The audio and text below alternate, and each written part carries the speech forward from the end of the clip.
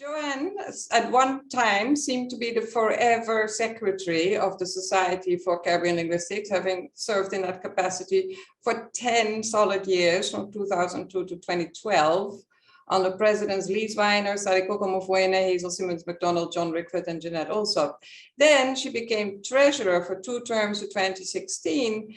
Then finally, after much cajoling, vice president in 2016, leading to the presidency for 2018-2020. And of course, perhaps to her dismay, this ended up being extended by 2 years due to circumstances. So Joanne has served this society for a very long time and has really transformed some of the ways in which we conduct our business.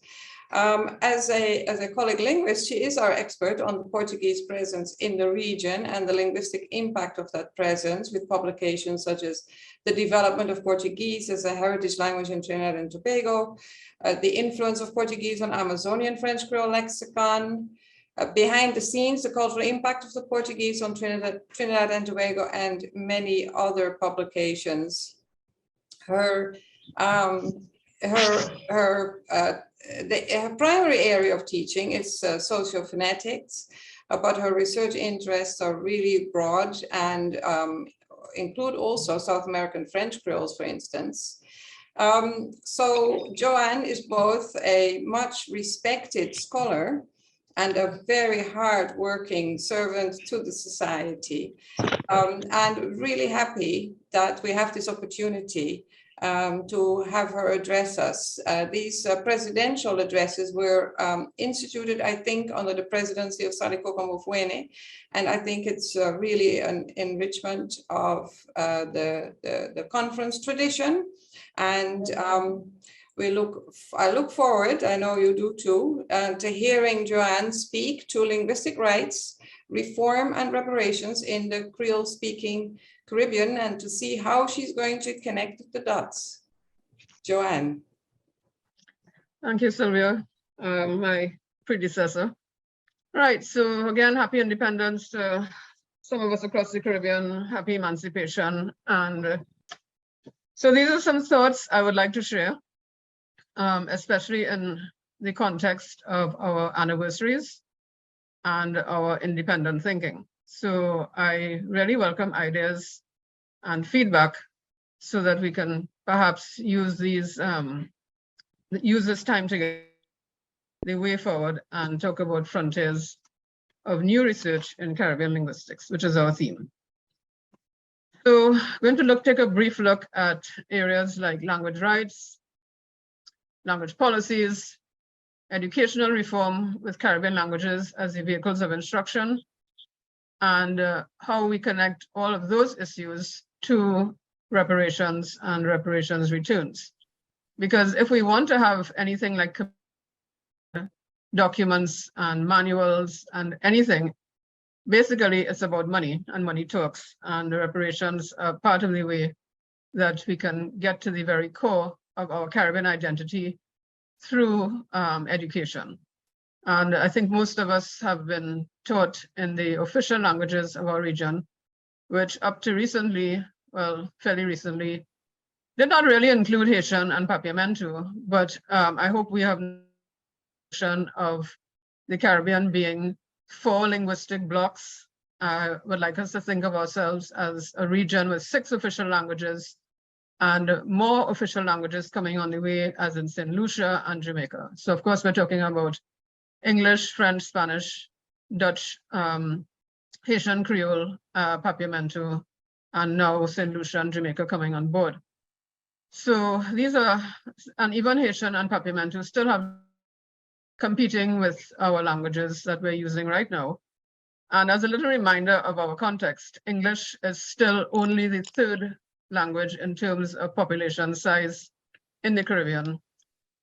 So Spanish is still number 1 because of the Greater Antilles. And if we look at the Greater Caribbean, it's Spanish. And French Creole is the number 2 language of the region and the number 1 language of CARICOM, and should have been and should still be a language of CARICOM. And then English falls after, and then French and Dutch and Papiamentu. So we already have instruments in place to help us think this through, talking all about language and linguistic rights. And we have very specifically the Universal Declaration of Linguistic Rights that was developed in 1996 in Barcelona, and our own what we call Creole Charter, but it's a charter in areas of the Caribbean. In 1996, the Universal Declaration of Linguistic Rights was developed in Barcelona in June, and the whole idea was to protect and promote the individual, societal, and national linguistic rights of users of endangered and marginalized languages. I hope none of our Caribbean Creoles and none of our sign languages are endangered in the way that our indigenous, that some Creoles are endangered. Berbice Dutch and the other Dutch Creoles obviously have already, I suppose, officially extinct. Ian and Silvia can correct me on that, but as far as I know, the last native speaker died a couple of years ago. And we have French Creole endangered in Trinidad and Tobago, in St. Vincent and the Grenadines, and other places. And it is a sad fact that most our are marginalized. And I think that's pretty tragic. And of course, you know, the layman will say, how do we use our Caribbean languages outside of the region? Well, I don't think Albanians and Croatians and others even have that question. If you're an Albanian, you learn from your home all the way to university in Albanian. So it's not a question of what the outsider has to do with us. It's all this exonormativity that we still, the endonormativity that we need to focus on. If we're 60 years old, some of us in the region, some older, obviously Haiti is the oldest. We need to stop marginalizing ourselves and really promote the people who speak these languages and the languages that we study. So this declaration speaks to us in the Caribbean very clearly. And it originated with a Brazilian, Francisco Gomes de Matos of Pernambuco.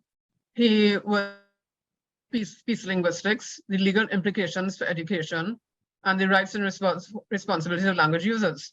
So because it's universal, there's some very specific, it's universal and it's applicable to all of us. So I would encourage anyone who hasn't yet read it to make use of it.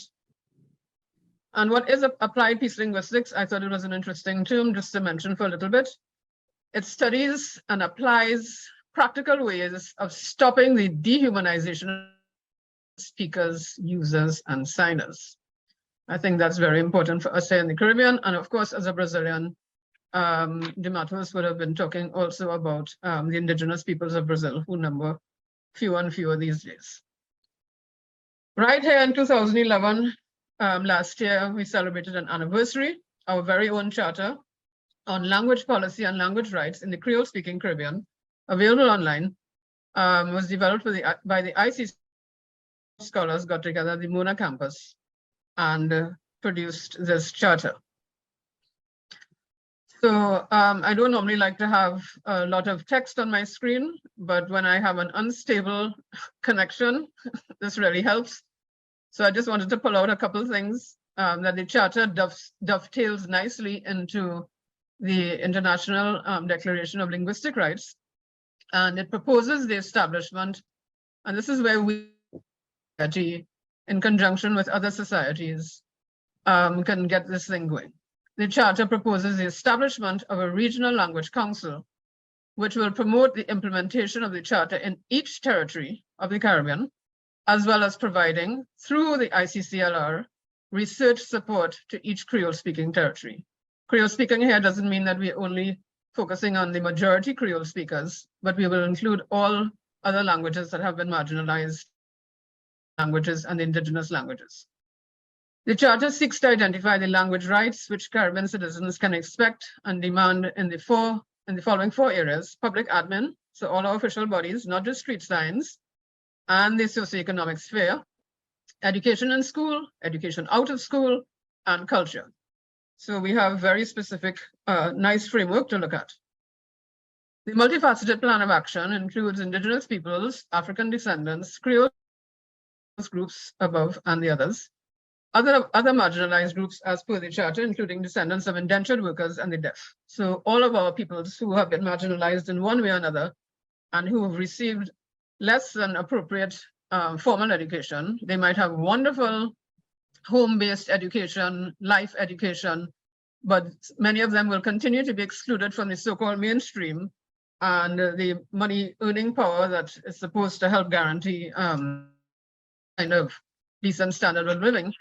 The marginalization affects everybody who cannot get formal education because they will not be admitted into the workplace, and we know the repercussions of that. All right, so I'd like to share something from the Cameroon, which seems a little far away, but you know, other people have similar problems, and when your neighbor's house is on fire, we always say, wet your own. All right, so we're going to listen to Dr. Michel, who is an experienced, I don't know how to pronounce this, I haven't checked the tones, but his particular experiences are relatable and relevant for us as Caribbean Creole speakers. And what he's basically saying is that we all need to thrive, and to do so in our context, to thrive in our context, all of us have to master a dominant colonial language, which I'm speaking right now, which is mine too, but languages that we can use, to the point of not even giving our languages the title of languages. So we have people here in Trinidad and Tobago who don't recognize that we have 3 Creole languages, and they're called dialect, they're called everything else but languages. And of course, we know that when people lump the languages of Africa, you know, those dialects and indigenous languages as those dialects, and dialects, of course, have a very pejorative, you know, can take a very pejorative to layman. And when you say language, it sounds more respectable because languages are supposed to have dictionaries and grammars and manuals and classes and textbooks, etc. All right, so let me know if you can hear this.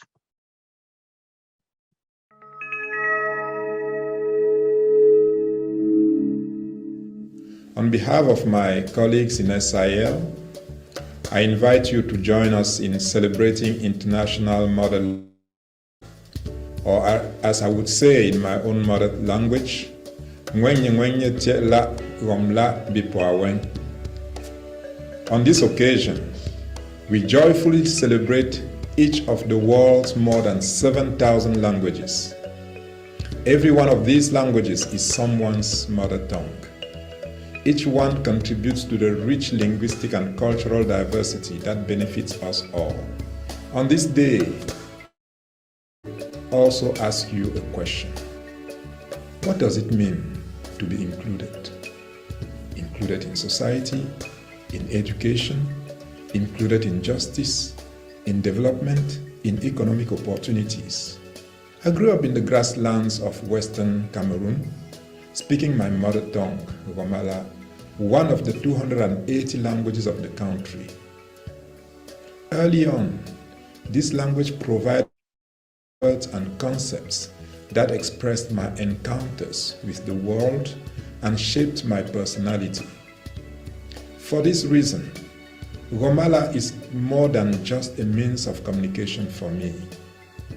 Whenever someone speaks to me in this language, the words do not only convey a message, they have the power to strike deep emotions because they evoke my childhood experiences and remind me who I truly am.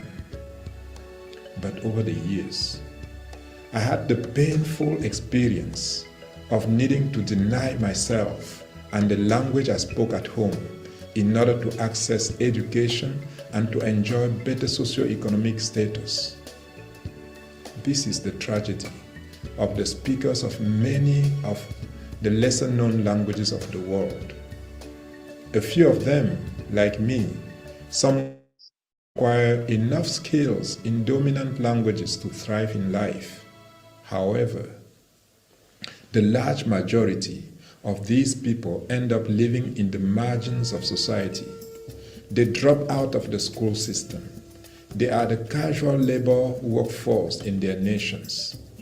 We can all begin to correct this injustice by striving towards societies where speakers of all languages are included, where all Options for language use allow everyone to celebrate their identity and assert their dignity, and where each person's full potential can be unleashed as they enjoy equal access to education, to socio-economic opportunities, and to the resources that allow spiritual growth.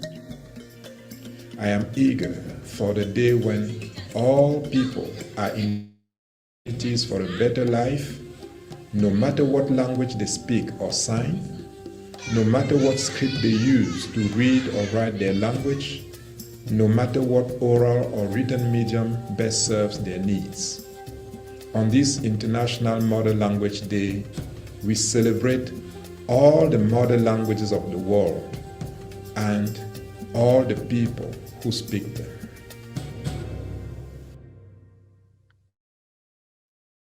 Okay. So what really stood out to me was he talked about the painful experience of needing to deny himself and his home language in order to access education and to enjoy better socioeconomic status. And other highlights, he somewhat managed. Of course, he had to deal with French and English. And in the Caribbean issues, different complexities, but we still have a number of people who, because they are strictly Creole speakers, live in the margins of society, drop out the school system, and then that's related to crime and the casual labor workforce in their nations. And I think all of this is very applicable. So here at SCL, we've been working hard, some of us in forensic linguistics, to correct this injustice, to include all our speakers, to celebrate our identity, assert our dignity, and our full potential in all of our areas that are important for life. So it's all about us having a better life and working together and using our differences to build those bridges. All right, so some considerations.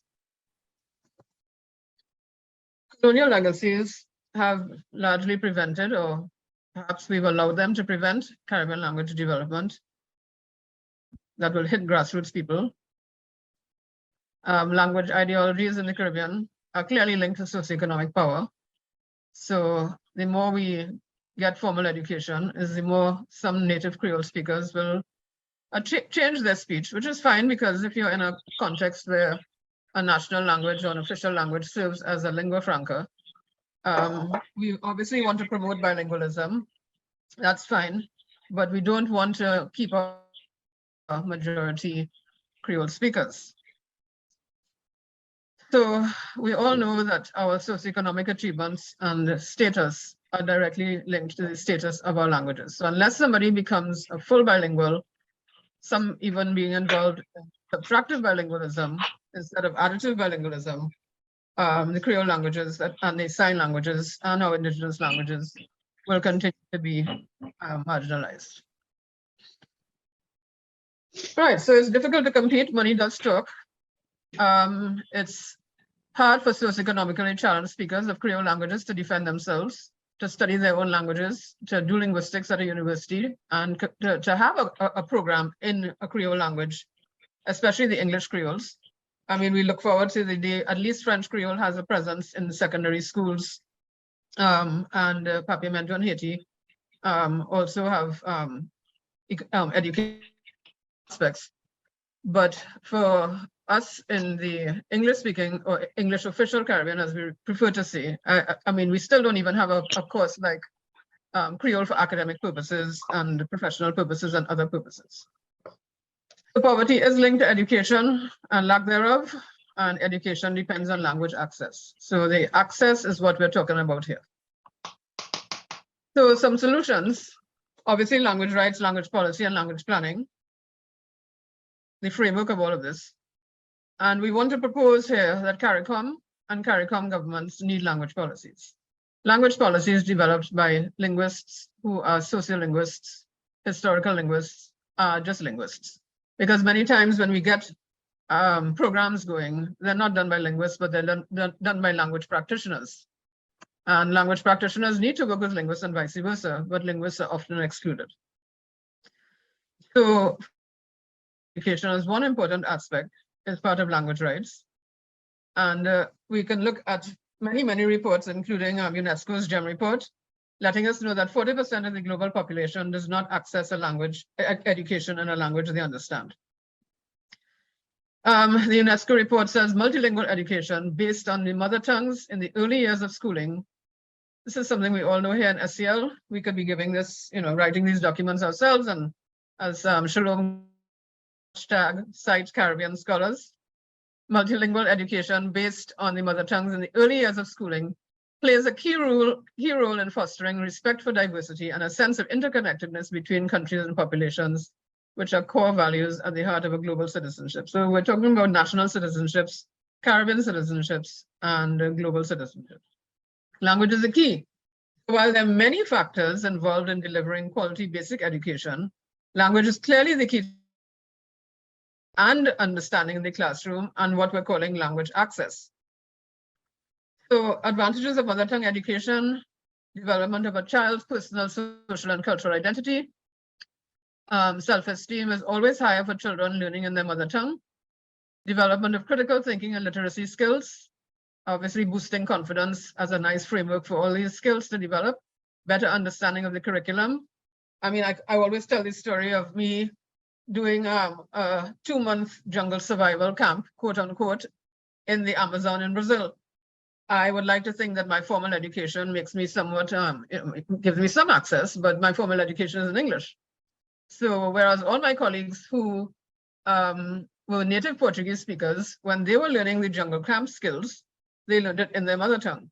I had to learn it through Portuguese and figure it out in English. So I had one hurdle as an adult, and classroom is not the same as Portuguese in the bush. So I've had experiences elsewhere where the hurdle of a second language is a hurdle, and we need to use the mother tongue. Now, I'm not saying I should have gone to the Brazilian Amazon and told everybody, hey, speak English, because it's my language. I wanted to learn Portuguese, but so even as a learner of Portuguese, I had massive difficulty dealing with rural Portuguese, because you can get by in the urban context if you know the basics of a Romance language, and you can read street signs and so on. Sorry, I have a little battery problem. I'm just going to ask Ronald to come to my office, please, if he can.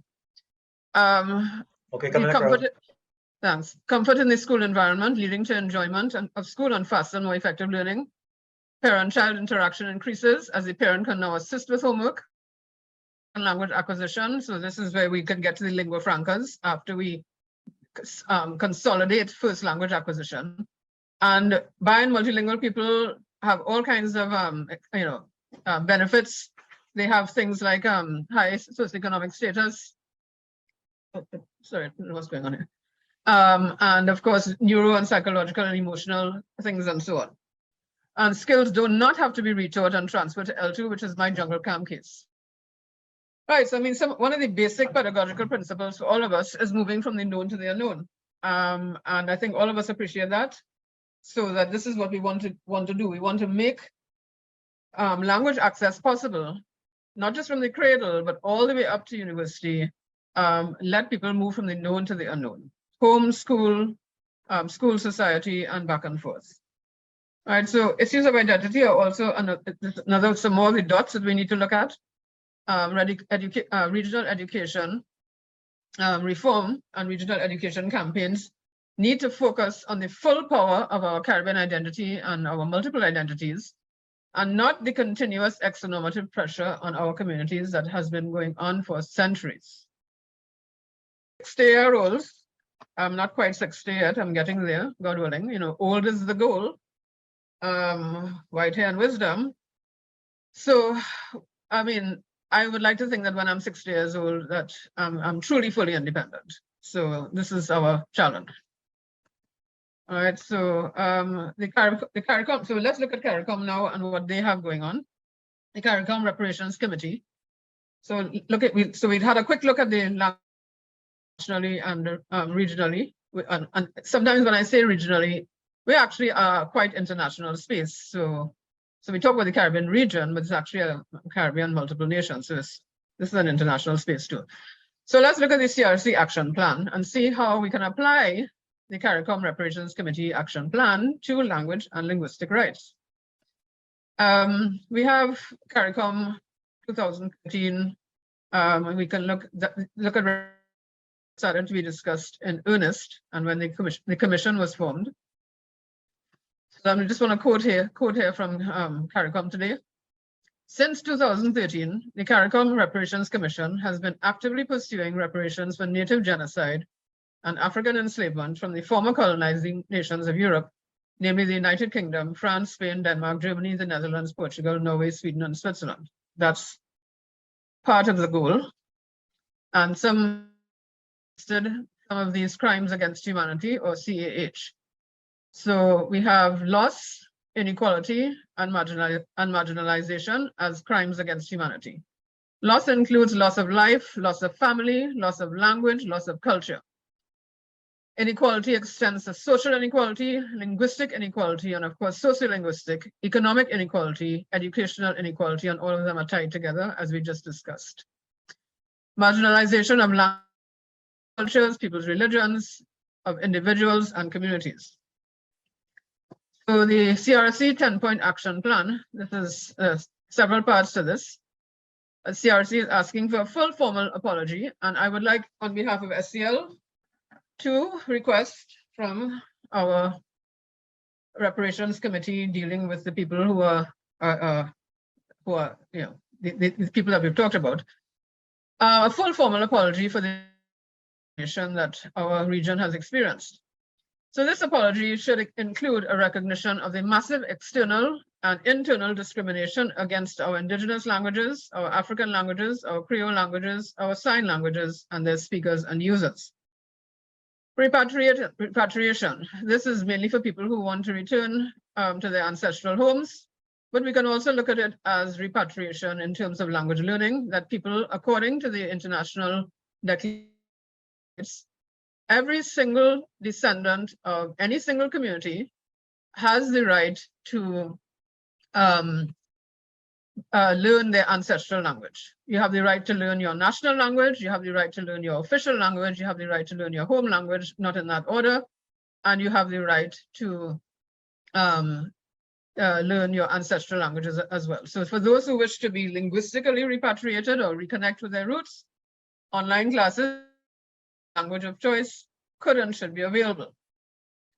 Another, the third point in the 10-point action plan of the CRC, this is basically what we're proposing to CARICOM and how they can include languages as the heart of the identity of Caribbean people and how we can move forward together. Language reclamation. All indigenous communities have the right to learn an ancestral language, many of them who have remnants of their languages still with them in song, in rituals, etc. in indigenous communities. So for example, the Santa Rosa First Peoples here in Trinidad and Tobago, they have often called upon their peers and colleagues in Guyana and Suriname to come and offer classes. And it is my firm belief that if these kinds of classes are offered in a language project, in a language planning way with linguists and sociolinguists, it might have greater sustainability than someone passing through and trying to help. Much more long-term basis. Cultural institutions, one way we can really focus on how to move forward with our possible reparations for Caribbean languages and language users is language museums. Multimedia museums of the languages of the Caribbean and related and language research centers must be a priority for us. Public health crises. We've now witnessed a pandemic. We're still in it. Health information must be made available in all Caribbean languages with accredited and translating and interpreting services. And we know that what happened in Guyana was very important with the Guyanese languages unit. And a lot of work was done in making COVID-19 information available in the 10 languages of Guyana. This was a whole worldwide thrust. Some marginalized languages of the world became in stark and sharp focus in their own countries, just because if one person has COVID, it could spread. So it doesn't matter if that person speaks a marginalized language or not, they need to know what's going on. So that was a very, very clear view of what of how languages can and must be used for crises, whether it's a hurricane or an earthquake or whatever. Illiteracy eradication. Caribbean languages must be recognized by their government. And the other way put, governments must recognize the importance of Caribbean languages, of mother tongue education, and bilingual and biliteracy programs. African knowledge for the African, which is basically the root of this Reparations Commission. Curriculum, linguistic, paralinguistic, and cultural input of African languages and cultures must be included at all levels of school curricula. And I think that's particularly important because most of us have lots of historical and social and other aspects of the European languages that had an input into our lives. In fact, many of us don't even know about the history of English and make statements about English that we don't even know, far less African languages that we don't even know about, and we have to, hope for a dictionary here and a dictionary there to help us put it all together. Psychological rehabilitation. I'd like to quote Bob Marley. Well, not Bob Marley. I'd like to talk about Marcus Garvey. Until Caribbean mother tongues are no longer denied recognition, there will be no psychological rehabilitation or healing for people who have been literally slapped on the wrist for talking badly, for people who have been jeered at and scorned because of their accents, because of their choice of vocabulary, because of a particular pronunciation of a certain word. And this recognition of these psychological issues that we face is true. Technology, language science, aka linguistics, must be recognized as a crucial basis for technological advancement, including computational linguistics, all aspects of digital linguistics, neurolinguistics, etc. And the last slide on this, debt cancellation. Social indebtedness. Caribbean governments with cancelled debts can and should focus on ensuring that all of our language communities be given equal access and stop punishing our citizens for lack of English, lack of French, lack of etc. We could apply the CRC 10-point action plan to all aspects of Caribbean languages and linguistics. So reparations and implementation. We can go into what reparations means, where it came from, late Latin via French. And the aspect I like is compensation for war damages that should be owed by the aggressor. So compensation for war damage owed by the aggressor. And we know that a recent visit of a certain royal couple to the Caribbean, at least 3 countries in the Caribbean, didn't go too well. And I'm not going to comment on that too much, but just to say that it was war. It was war, and people don't like to call it war, Holocaust, whatever you want to call it, but it is war, and our peoples are still suffering centuries later. And the havoc. The past has wrought havoc on our Caribbean psyche. I mean, it even extends to our control of European languages. That many of us, when we go overseas, and we may be perfectly bilingual in English and in English Creole, for example, and even when we speak English, we still feel like we have to change our accent or do massive modification. I have no problem with accommodation. I'm talking about denial. And so this kind of damage has wrought havoc and taken a terrible toll on our linguistic identity and our linguistic dignity. So the languages of our majority suffer indignity.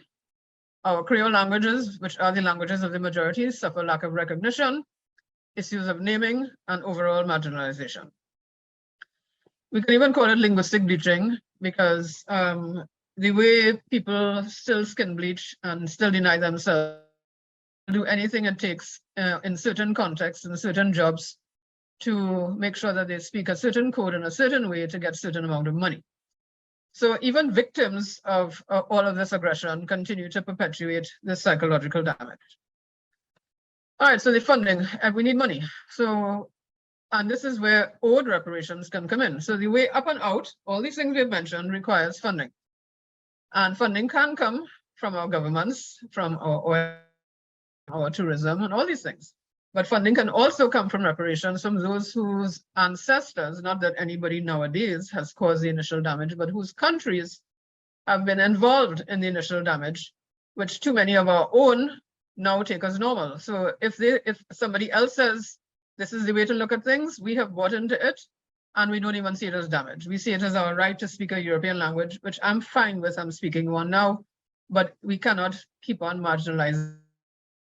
So the Regional Language Council proposed by the Charter, the 2011 Caribbean Charter, that can be the body seeking to liaise directly with the CARICOM Reparations Commission and work out budgets, staffing, training, and all the financial reparations needed for our societal transformation from the ground up.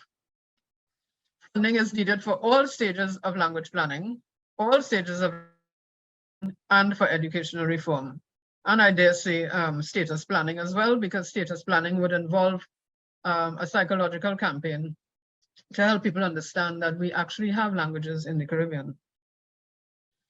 So positive language attitudes are needed for all of our stages, and that will include, as I said, status planning.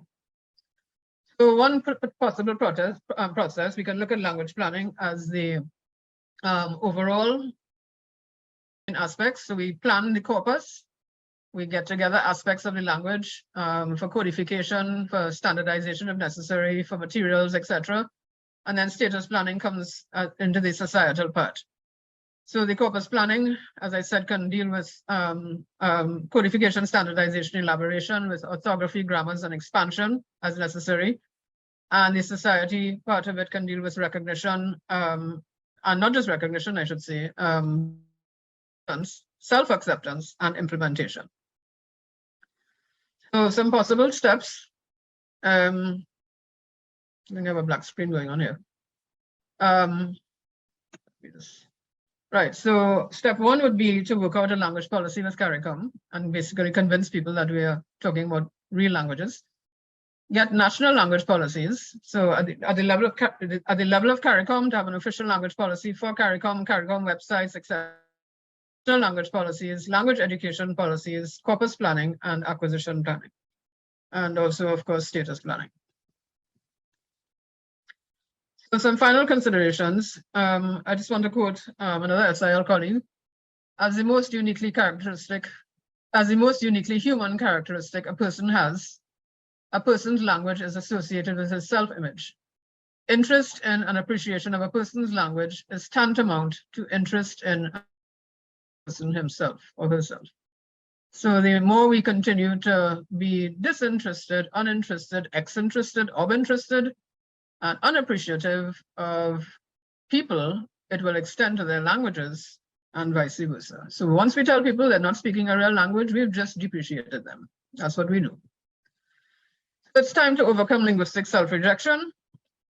It's time to work together to reject linguistic injustice, turn it on its head, in the face, and say, okay, outcome of war, time to get over this and move on and fix it. So obviously, as I said, Bob didn't say this, but I'm just like to end with his song in our heads. And that is what I would like to offer to the society today. And thank you for this opportunity.